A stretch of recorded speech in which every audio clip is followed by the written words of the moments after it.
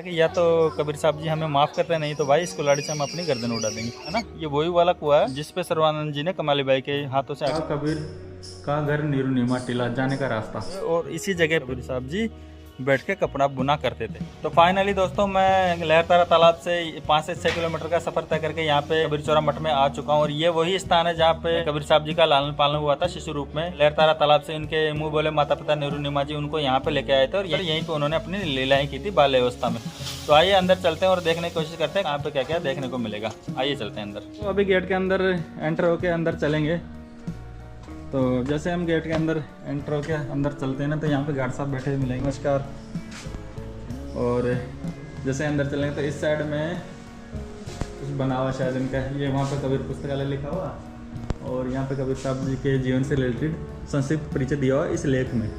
खैर आगे चलते हैं। तो दोस्तों जैसे गेट से एंटर होके हम आगे चलते हैं ना, तो यहाँ पे आपको आके ना जूते चप्पल वगैरह खोलने पड़ते हैं। देखिए बोर्ड पे भी लिखा हुआ, यहाँ पे आके आपको जूते चप्पलें उतारने हैं।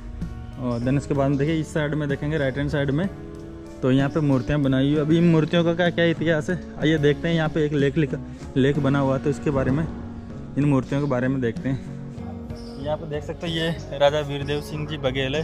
तो जब राजा वीरदेव सिंह जी बघेल कबीर साहब जी की लीलाओं से अपरिचित थे ना, तो उन्होंने कबीर साहब जी को भला बुरा कह दिया था। तो जब कबीर साहब जी ने उनको अपनी लीलाएं बताई राजा वीरदेव सिंह बघेल जी को, तो फिर इनको अपनी गलती का एहसास हुआ। तो जब ये अपने महल से कबीर साहब जी से माफ़ी मांगने के लिए आ रहे थे ना यहाँ पे, तो इन्होंने ये मन में निश्चय किया था कि या तो कबीर साहब जी हमें माफ़ करते नहीं तो भाई इस कुल्हाड़ी से हम अपनी गर्दन उड़ा देंगे। इसी के चलते इन्होंने कुल्हाड़ी भी अपने हाथ में ले रखी है। फिर आगे चलते हैं। इसी तरीके से ये कबीर चौरा जो मठ है ना, यहाँ पे कबीर साहब जी के जीवन चरित्र से जुड़ी हुई सारी लीलाओं के बारे में ये पेंटिंगें दी हुई है जगह जगह, आप देख सकते हो। और यहाँ पे है ना ये जो वी सैन भगत जी की मूर्ति बनी हुई है, देख सकते हो आप। और इसके बारे में यहाँ पे एक लेख में दिया हुआ है। बाकी आप लोगों को तो पता ही कबीर साहब जी ने कैसे सैन भगत को दर्शन दिए और कैसे उनको सतलोक लेके गए। फिर आगे चलते हैं। और तो ये दरिया साहब जी की मूर्ति है, और साहब जी के गुरु परंपरा में कबीर साहब जी के अनुयायी बने थे, ये उनकी मूर्ति है।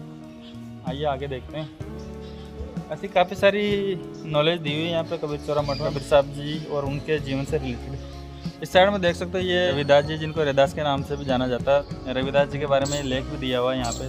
तो जहाँ पे भी कबीर साहब जी सत्संग वगैरह किया करते थे, जहाँ भी भंडारा वगैरह होता था, तो संत रविदास जी उनके साथ में रहा करते थे। अब आप देख सकते हैं इस वाली मूर्ति में भी है ना, इस रविदास जी जूता काट रहे हैं भाई।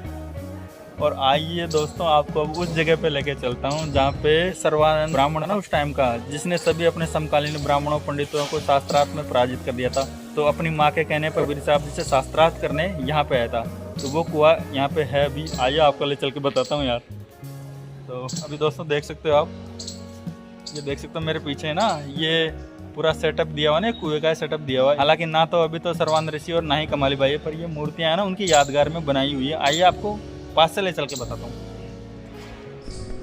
यहाँ पे ये बैल है, बैल के ऊपर है जितने भी शास्त्र है ना हिंदू धर्म के, जैसे भागवत गीता जी हुई, सोमवेद हुआ, अर्थवेद हुआ, ये देखो इसमें शिव पुराण भी हुआ है।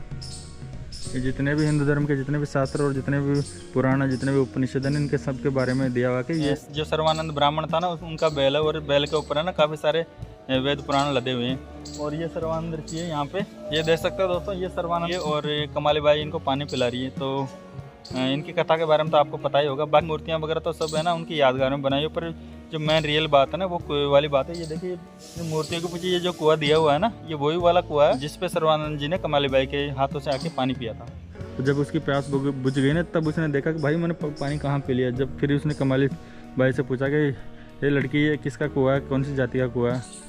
तो फिर उसने बोला कि भाई पंडित जी जुलाहों की बस्ती में तो जुलाहों का ही कुआं मिलेगा। तो फिर ये जब इसकी प्यास तो बुझ चुकी, तो फिर इसने इसको कमाली बाई को डांटा कि तूने मुझे भ्रष्ट कर दिया, तूने मुझे धर्म भ्रष्ट कर दिया, ऐसा कुछ करके। ने सर्वानंद ने कमाली बाई से पूछा कि बता कबीर का घर कहाँ था। फिर कमाली बाई ने बोला था कि कबीर का घर शिखर पर जहाँ से ले ली गेल, पाँव ने टिके पिपली का पंडित ला दे बेल। तो भाई कबीर का घर तो बहुत शिखर पे, जहाँ पे तेरे जैसे है ना पाखंडी लोग नहीं पहुँच सकते। इसका मतलब ये इस पर लिखा हुआ कि ये देख सकते हो आप कि कबीर का घर शिखर पे जहाँ से ले ली गेल, पाँव ने टिके पिपली के पंडित ला दे बेल। तो यहाँ पे देख सकते हो ये पूरा दिया हुआ है इसके बारे में। और बाकी आगे चलते हैं तो काफ़ी ये देखें मीराबाई की मूर्ति बनी हुई है यहाँ पे। और काफ़ी सारी इस तरीके की मूर्तियाँ बनी हुई है।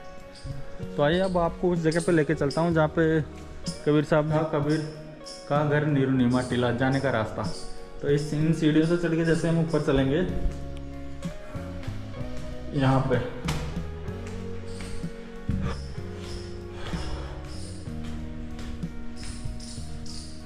तो दोस्तों देख सकते हो इस गेट से मैं सीढ़ियाँ चढ़ के ऊपर आया हूँ। इस साइड में कबीर साहब जी का ये कबीर चौरा मठ है ना, इसका ये मेन ऊपर का सेटअप है पूरा। और इस गेट से जैसे ही हम लेफ्ट हैंड साइड की साइड में चलेंगे तो ये कबीर का घर नीमा टीला। तो यहीं पे है ना, यहीं पे बाल रूप में कबीर साहब जी उछल कूद किया करते थे, उन्होंने लीलाएं की थी यहाँ पे।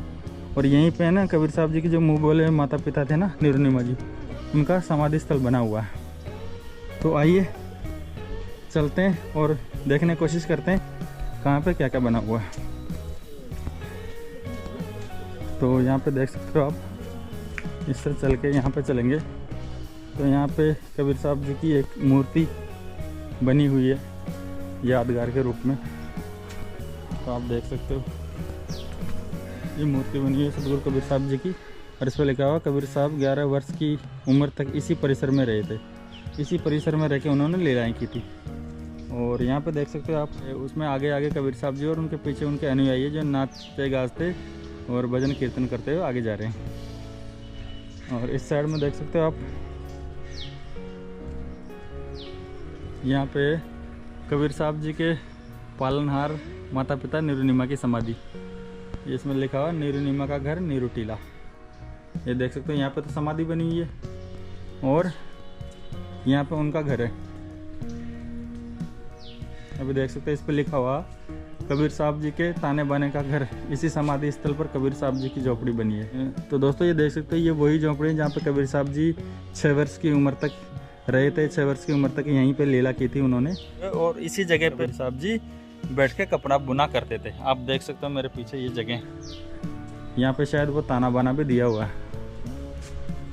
अंदर चलने का तो नहीं है, पर ये दोस्तों देख सकते हो ये गेट तो बंद है। खैर यहाँ पर है ना दोस्तों, अंदर की साइड में देख सकते हो ये जो कांच लगा हो ना, कांच के पीछे की साइड में जो जुलाव होते हैं और जो जिस सेटअप से है ना वो कपड़ा वगैरह बनाते हैं ना, तो वो पूरा सेटअप ये कांच के अंदर की साइड में दिया हुआ।